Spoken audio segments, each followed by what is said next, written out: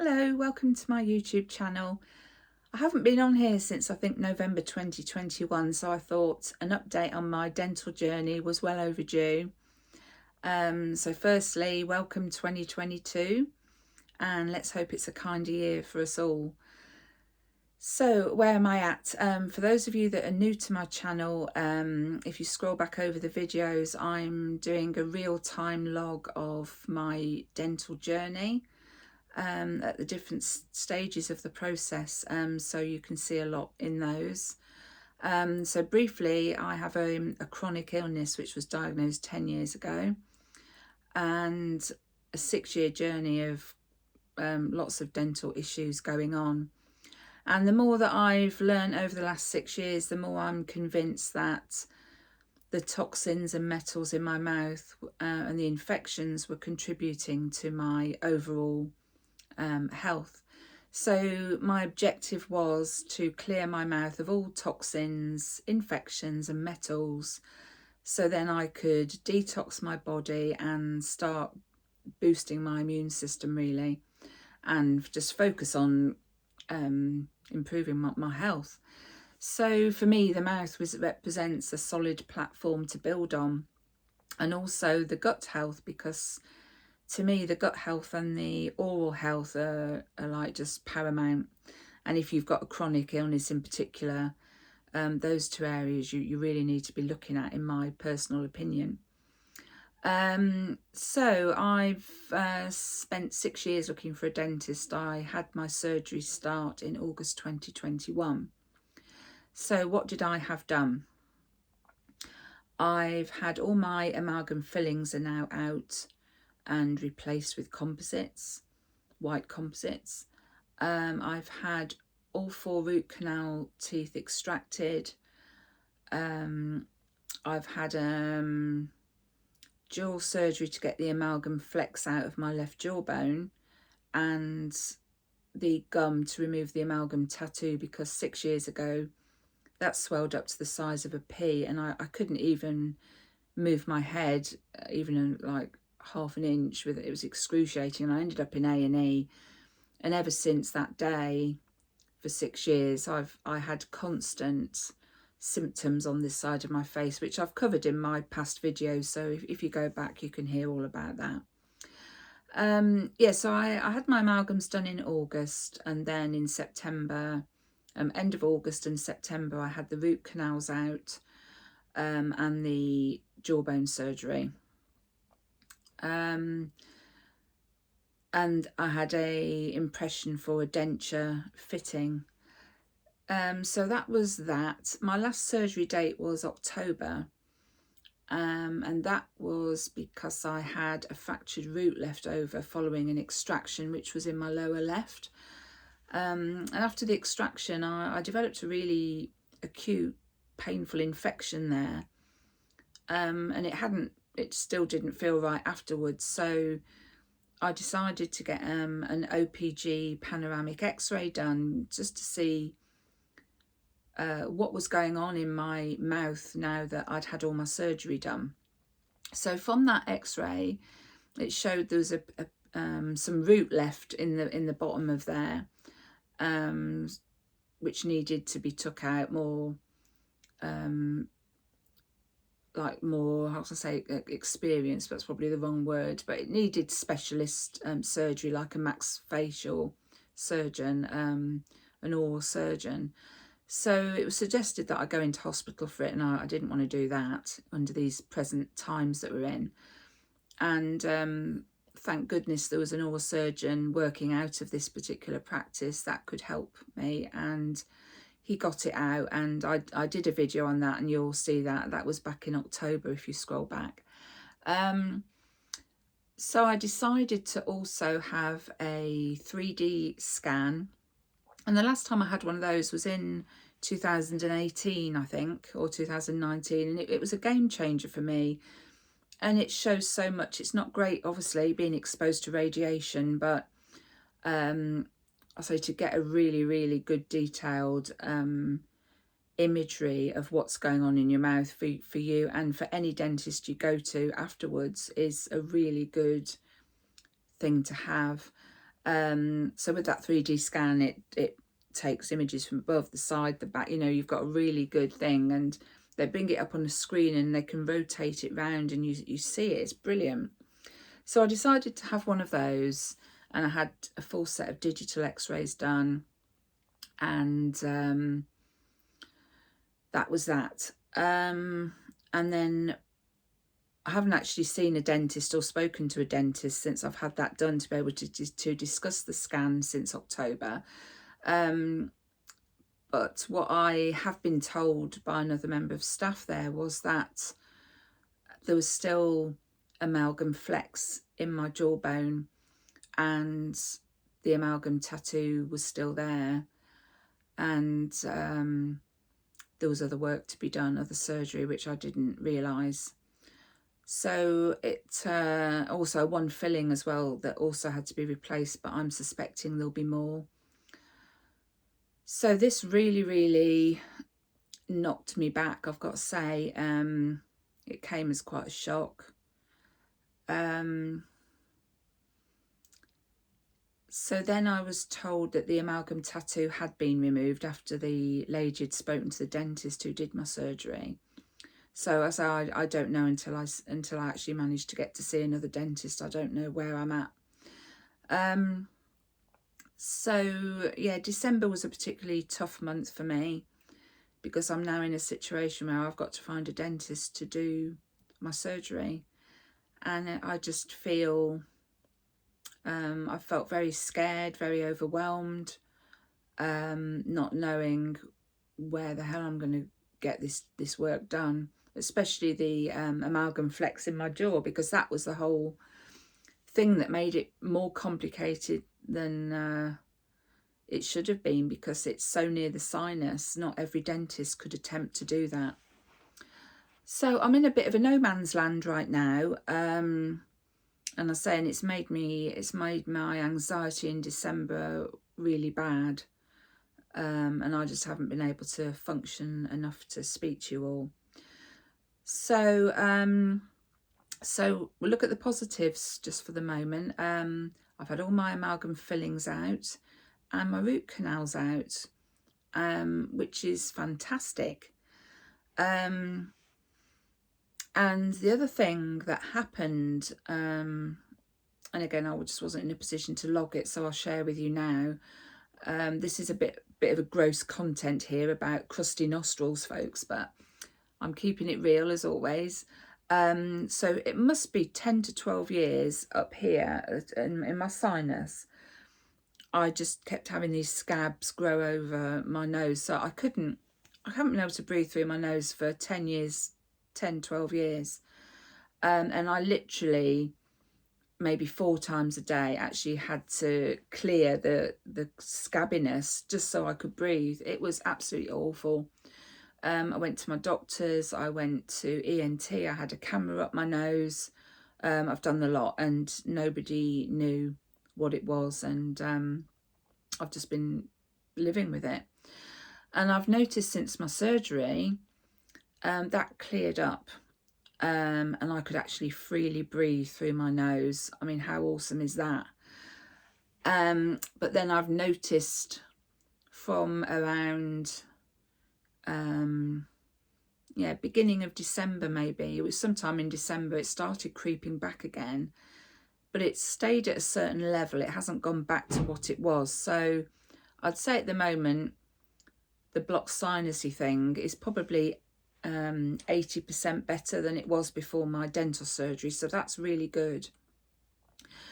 So the other interesting observation was about 3 years ago, I went to my doctor's because I was developing these little red pinpricks all over my cheeks, the end of my nose and across my forehead. And my doctor wanted to put me on 3 months of antibiotics for rosacea.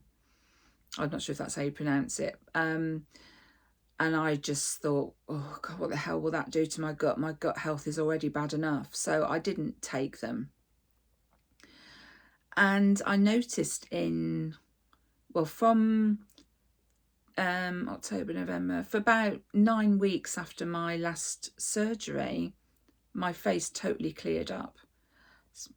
So all the all the pinpricks had gone. I'd got the flushing, but I get blood pressure anyway, and all the menopausal stuff that goes on. But the little red pinpricks, they'd all gone, and I could sort of stroke my face, and it was smooth. And I was thinking, wow. And then I had this really stressful experience middle of December, which sent my body into a fight or flight thing. And then I started eating, particularly bad stuff. I just didn't want to eat normal food. It was a really bad time, and now my skin has flared up again. So I've deliberately done this video in the daylight so that I can just show you what it's like. So I don't know if you can see here, all around there. And it's not so bad this side, but I've got it there, and it's really rough. The skin feels really rough. Now inside my cheek here, where the root was left over, well, for how long is it now? Well, nearly 3 months. The inside of my cheek went like sandpaper, and it's smoothed off a little bit, but there's something definitely still going on around there. So there's 3 things I think here. It's either a reaction to all the processed rubbish that I've been eating, especially over Christmas, or the stuff still going on in my jaw that has activated and just all come back into my face, or it's a stress response, or it could be all 3. And my feeling is it is a combination of all 3 things. But it is interesting to observe how that did actually go. Was it because I was in that moment of thinking, this huge sense of relief of, oh, thank God, it's all over. I can now get on my journey, my healing journey. And then finding out, actually, no, you can't. And you've got all this ahead of you to go through again. My body, just to say, just exploded, really. And you have to forgive me because my memory, those that are new to my channel, my memory is really bad. So I forget what I've talked about and what I haven't talked about. And what else? The other observation I had was after I'd had my final my root canal extractions out, I was so relieved and so happy. And about 2 weeks later, I'm thinking, wow, I haven't had any of my typical fibromyalgia symptoms for 2 weeks now. So I hadn't got any muscle spasms, no electric shock feelings, no tinglings. My mobility wasn't too bad. And I thought, wow, it was the mercury. Oh, well, and it was the infection and everything. And then when things started going wrong with all the different stuff happening in my mouth and me realising that it's not over, my body has reacted, and I've now got my symptoms back. So that's like a stress response, I think, an anxiety thing. So yeah, I think it's very easy to put everything down to what's going on in your mouth, and whilst it's important and really vital you get that right, it isn't the only thing you need to be looking at. And I already knew that, which is why I'm doing what I'm doing with my podcast and logging my journey and sharing it with everybody, because I'm focusing a lot on my teeth right now because that's what I'm going through. But my ultimate goal is I want to prove the connection of the teeth to the body, and see what improvements happened, what got worse, what stayed the same, and I'm doing a variety of things in order to monitor the whole journey.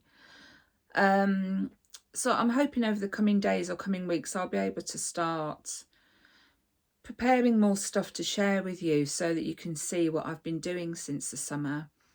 So that's it really. Oh yeah, the podcast, I've been working on my podcast now since I think September 2020, and that's taken a while to do. All the interviews are finished, but I've been so unwell and my health is really unpredictable. And then I had my dental surgery, and then my podcast producer, he'd got paid to work his TV work that he does. So, and he's helping me freely with this. So we're having to just juggle it. So there's been a lot of factors, but the interviews are all done. I have 2 other case studies on there, a dentist on there, British Dental Association interview. I'm really excited, and I'm glad it's not come out yet, because a lot of things have changed from my perspective from when I first began the project. Yeah, so I think, well, it's been this long. What's another? I don't know how long it'll be. We're in the editing stages now, and recording the voiceover of the narrative of everything in between the interviews. So it's really exciting. I'm feeling quite chilled about it now, but it has been really stressful to share my journey while I'm living it. I could have waited until all this was over and then told everybody. But for me, I needed to keep it raw and real, show you the lows, not just the highs, because I'm so sure my health is going to get significantly better. And it's very easy to say to people how ill you were before, and they might look at you and think, well, you couldn't have been that ill, really. So I thought, well, if I share it this way, hopefully I'm pretty confident things are going to get a lot better. And then people will be able to, people who are then just embarking on a health mission, who have been told they can't get better and they're in overwhelm and losing hope. I just really hope that the podcast, in some small way, it'll help those people to go back over my videos to see the place that I've come from. I mean, who knows? I may not get better, but I really feel confident I will, and I can see small changes. And I think that's the other thing, is don't expect too much of yourself too soon. There's so much rest and recovery needed when you're going through this, not just physically but mentally, because a lot of people, my story honestly is far from unique, and there's people with really, really horrific experiences that have spanned over years. So it takes time. It just takes time. So yeah, I'm doing my quarterly newsletter where I'm on my website, and with updates of the podcast information. I'll put a link to all of that in the YouTube description below. And my GoFundMe page is still open for donations, which even £1, everything helps me, because I had to have emergency funds because the other surgery just had to get done. I couldn't leave it any longer. So I've got that behind me to think about, and now I've got possibly thousands of pounds worth of work left to do. And I'm badly needing some partial denture, because it's really affecting my eating badly, and I can't eat on this side because the fillings have got toothache in them, and I can't eat that side because there's hardly any teeth. And yeah, so I've got so much left to do, but yeah, hopefully I'm halfway there or over halfway there. So yeah, so my GoFundMe is still open. I'll put the link in the description also. So I think that's all I can say for the moment, and just apologies there's been a pause, and just to bear with me, and I just hope that you're finding my story of interest. So take care, everybody. Lots of love. Bye.